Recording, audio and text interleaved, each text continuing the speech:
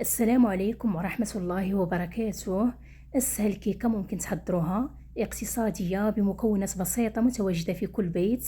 كيكة بدون بيض، بدون حليب، بدون ياغورت، من أسهل وألذ ما يكون. إلى عجبكم فيديو ديال اليوم ما تنساوش تخليو لايك وتبارطاجيو مع أصدقائكم لتعم الفائدة. نحتاج 2 كيسان من الماء، معيار الكأس 150 ملي، ماء يكون دافي. نضيف عليه كأس غير مملوء من السكر، 2 أكياس من السكر الفاني أو الفانيليا، رشة ملح لتحسين الذوق. نمزج المكونات جيدا بالضرب يدوي حتى يذوب السكر. ممكن تنكهوا الحلوى ديالكم بأي نكهة بغيتو. نزيد نضيف كأس غير مملوء من الزيت النباتي،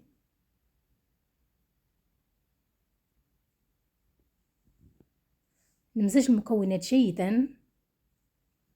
هذا الكيك بدون بيض، بدون حليب، بدون ياغورت. نضيف 2 ملعقتين كبيرتين من الكاكاو المر. من الافضل يكون نوعيه جيده باش المذاق ديال الكيك يجي زوين. ما تخدموش بهذاك الكاكاو ديال العبار لانه ما كيكونش فيه المذاق، كيكون عامل بحال التراب. نمزج الكل جيدا.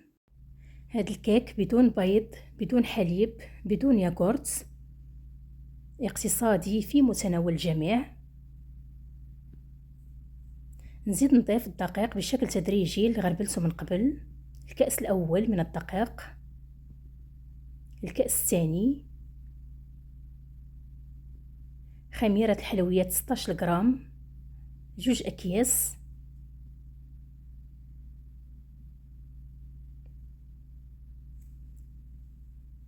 ندخل الدقيق في الخليط. إلا خاصني نزيد نضيف مرة أخرى. كمية الدقيق ممكن تضيفوا أكثر ممكن أقل على حسب نوعية الدقيق اللي استعملتو. المهم كتضيفوا الدقيق حتى تحصلوا على قوام اللي يكون خفيف نوعا ما يكونش ثقيل بزاف.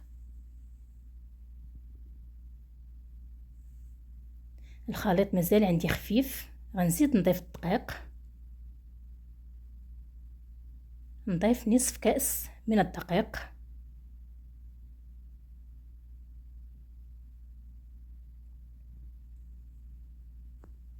ندخل الدقيق في الخليط. الكمية ديال الدقيق اللي استعملت 2 كيسان ونصف.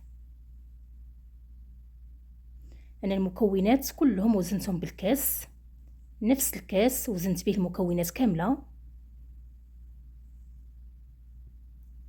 هذا هو القوام اللي حصلت عليه، قوام خفيف نوعا ما. إلا كان ثقيل الكيك غيجي مطقس، خاص القوام يكون بحال هكذا. نحتاج قالب اللي دهنته بالقليل من الزبدة، فرشت ليه ورق الزبدة في القاعدة. مقاس القالب 22 سنتي. كنرفع يدي الفوق ونصب الخليط في القالب. من بعد ندخلو للفرن على درجة حرارة 180 درجة. الفرن انا ما سخنتوش من قبل، يعني فرن بارد، غير كنشعلو كندخل القالب مباشرة. الفرن انا شعلت عليه غير من التحت على درجة حرارة 180 درجة. ما كنفتحش الفرن حتى تدوز 50 دقيقة. وندوز باش نحضر معكم الصوص. نحتاج ليه كأس من الماء، ربع كأس من السكر. السكر كيبقى حسب الرغبة، ممكن تضيفوا أكثر ممكن أقل. نضيف 1.5 ملعقة من الكاكاو المر، 1 كبيرة من النشا. نحرك المكونات جيدا على البارد. هذه المرحلة مهمة جدا قبل ما نوضع الإناء على النار. من بعد نوضع الإناء على نار خفيفة مع التحريك المستمر، ما نرفعش يدي من التحريك حتى يوصل الخليط لدرجة الغليان ويبدا يتقل، يولي عليه هذا الشكل هذا. صافي الصوص جاهز. هذا هو القوام ديالو. الكيك من بعد ما طاب كنخليه حتى يبرد. من بعد كنزول القالب. انا هنا دخلت الكيردون خرج ناشف، يعني الكيك طيب مزيان. نزول القالب. الكيك كيجي خفيف اسفنجي قطني، هذا هو الشكل ديالو. نغطيه بالصوص كامل. الصوص انا صفيته من بعد ما وجد. نغطي الكيك كامل من الفوق ومن الجوانب. هاد الصوص اقتصادي كيجي لذيذ بزاف.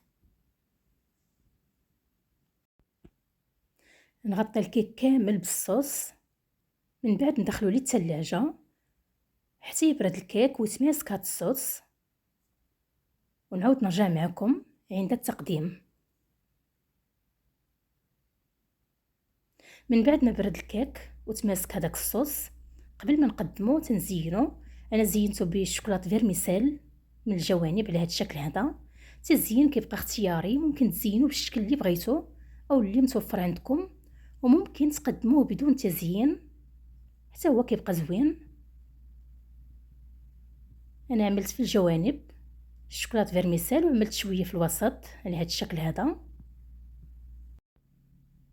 هذا هو الشكل النهائي. اسهل كيكه ممكن تحضروها، اقتصاديه بمكونات عندك في البيت، سهله سريعه التحضير. كيك بدون بيض، بدون حليب، بدون ياغورت، بدون شوكولاته. كيك اللي كيجي لذيذ بزاف ما تشبعوش منه. كيجي خفيف اسفنجي قطني يذوب ذوبان في الفم. نقطع لكم قطعه باش تشوفوا الشكل ديال الكيك كيف عامل من الداخل. نهز لكم قطعه باش تشوفوها عن قرب.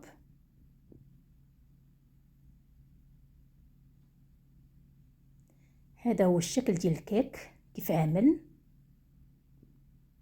كيك ناجح 100%، يذوب ذوبان في الفم. كيكه سهله مهله في متناول الجميع، ولو ما يكونش عندكم البيض والحليب والياغورت تصايبوا الكيك. هذا هو الشكل ديالو عن قرب. هاد الكيكه تصايبوها وتعاودوا تصايبوها مره اخرى، لانها فعلا تستحق تجربه. كيكه اللي كتجي لذيذه بزاف ما تشبعوش منها. انا حتى صايبتها ونجحت معايا، عاد شاركتها معكم. وحتى الصوص اللي عملت فيها حتى هو اقتصادي بمكونات بسيطه، كيجي لذيذ بزاف حتى هو ما تشبعوش منه. الى عجبكم فيديو ديال اليوم ما تنسوش تخليو لايك وتبارطاجيو مع اصدقائكم لتعم الفائده. والى اللقاء في فيديو اخر باذن الله.